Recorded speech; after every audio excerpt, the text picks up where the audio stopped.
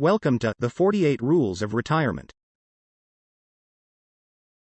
Today, we focus on rule number 7: barter is better. The complex bargaining procedure during a garage sale is an important sociological phenomenon.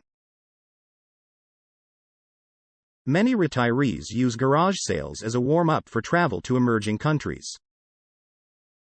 On an object for sale marked $5, a prospective purchaser might say, "Will you take $1 for this?" My spouse will reply, "Sure." If they said 50 cents, she would reply, "Sure." If they knew that my spouse was a Mother Teresa economist, they would insist, "I'll take this chair if you pay me $1. My spouse, in her saintly mode, would reply, "Sure." She is on a mission to get rid of all of our stuff. The kids across the street tried to purchase more articles from her, make an offer table, and again, we dispersed the items to them for free. They soon returned with friends, aka accomplices. The word was out. At the make an offer table, one suggested, "I'll give you 1 cent for this." They were becoming proficient negotiators. We had fashioned entrepreneurs of Martha Stewart proportions. It has to be a reasonable offer. I said. Okay, $0. The kid replied, a miniature Bill Gates mogul, ruthlessly dealing with us riffraff like a brazen capitalist. Sold, said my spouse. After a long day of haggling with people more tight-fisted than government bureaucrats and my spouse giving most objects away for free, especially in my absence during pee breaks, my neighbor, Murray, and I sat on lawn chairs inside his shaded garage.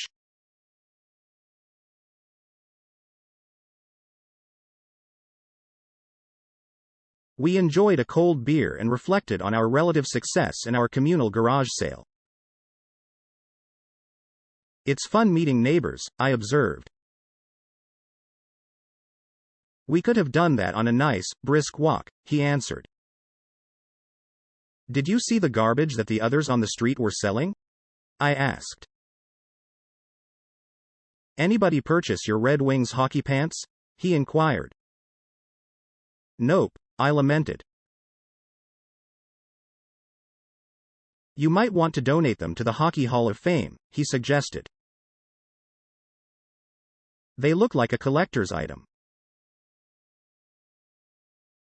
You don't see hockey pants like that anymore. Yes, I've had them for a while, I replied.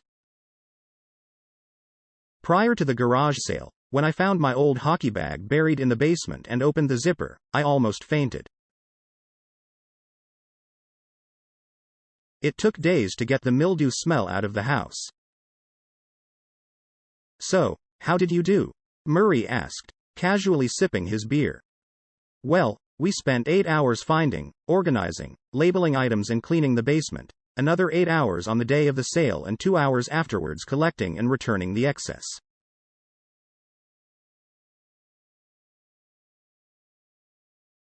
After paying for the newspaper ad, we cleared $200, so I calculate that we made approximately 11.11 cents per hour.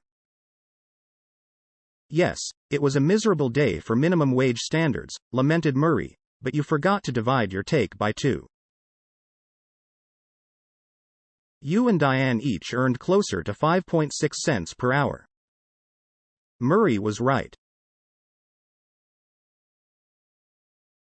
A lot of time was invested for the slim monetary return. For sure, Diane and I would not be nominated for any financial awards from the World Bank or the International Monetary Fund. However, there were perks. Watching the kids in action was one. Another was the congenial commentary from our neighbors. My wife Diane, she of the Mother Teresa School of Economics, won many friends that day, and we did get rid of a lot of stuff. Get ready for retirement rule number 8, soon to come.